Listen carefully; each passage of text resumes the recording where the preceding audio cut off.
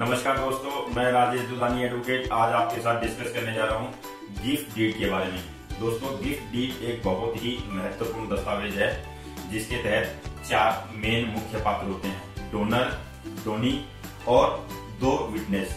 Donor यानी दानदाता, Downey यानी जिसको दान दिया जा रहा है, और उसके साथ साथ 2 विटनेस। दोस्तों, गिफ्ट डीड जो है कोई भी व्यक्ति अपने जीवन काल में अपने किसी भी चाहने वाले व्यक्ति के नाम कर सकता है, और वो गिफ्ट डीड में चल और अचल संपत्ति दोनों के तहत गिफ्ट डीड की जा सकती है। दोस्तों, गिफ्ट डीड बनाते समय 2-3 बातों का ध्यान रखना बहुत अति आवश्यक है। नंबर 1, गिफ्ट डीड देते समय कोई भी व्यक्ति 18 साल की उम्र से कम का ना हो। दूसरा, गिफ्ट डीड देते समय वो किसी भी तरह के प्रभाव में, डर में, यानी इसके ऊपर किसी तरह का कोई इन्फ्लुएंस ना हो।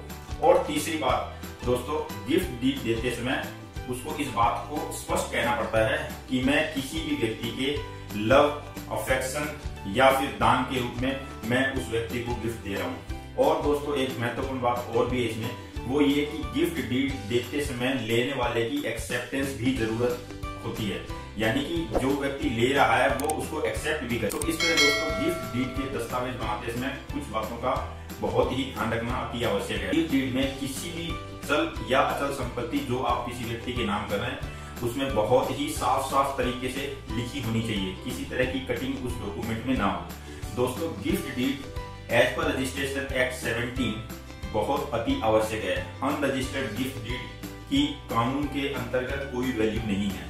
दोस्तों, गिफ्ट डीड रजिस्टर कराने के बाद ही वैलिड मानी जाती है।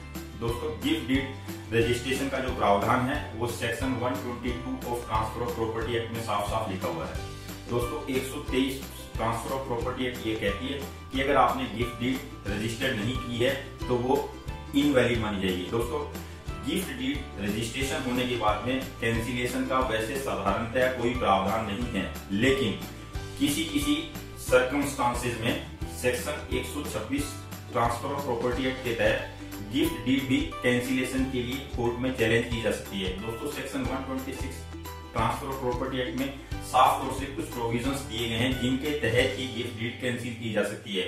मुख्यतः उसमें म्यूचुअल कंसेंट, या फिर आप इस बात का प्रूफ हो कि मेरे द्वारा जो गिफ्ट डीड की गई है वो किसी तरह का कोर्सन या फ्रॉड के तहत करवाई गई है, तो दोस्तों वो भी एक पॉइंट हो सकता है कैंसिलेशन का।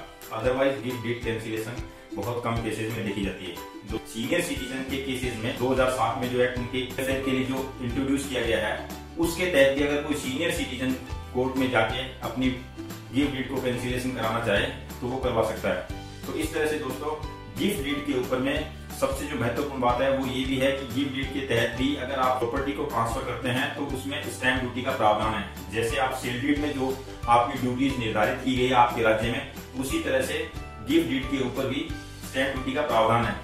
लेकिन ब्लड रिलेशन स्पेसिफाइड जो रिलेटिव्स हैं, जो नाम दिए गए हैं, उन स्पेसिफाइड रिलेटिव्स के केस में स्टैंप ड्यूटी की जरूरत नहीं है। वहां पे सिर्फ और सिर्फ रजिस्ट्रेशन के जो चार्जेस है उसके तहत ही कोई भी व्यक्ति अपनी गिफ्ट डीड रजिस्टर करवा सकता है। दोस्तों, गिफ्ट डीड का जो रजिस्ट्रेशन है वो आपके जो प्रॉपर्टी के नियर रजिस्ट्रार ऑफिस है उसी में ही गिफ्ट डीड का रजिस्ट्रेशन होता है। गिफ्ट डीड के रजिस्ट्रेशन के समय 2 गवाह होने अति आवश्यक है, और उन दोनों गवाहों की मौजूदगी में वो गिफ्ट डीड रजिस्टर की जाती है। तो इस तरह से दोस्तों, ये था आज का डिस्कशन गिफ्ट डीड के बारे में। अगले वीडियो में फिर किसी नए टॉपिक के साथ में मिलेंगे।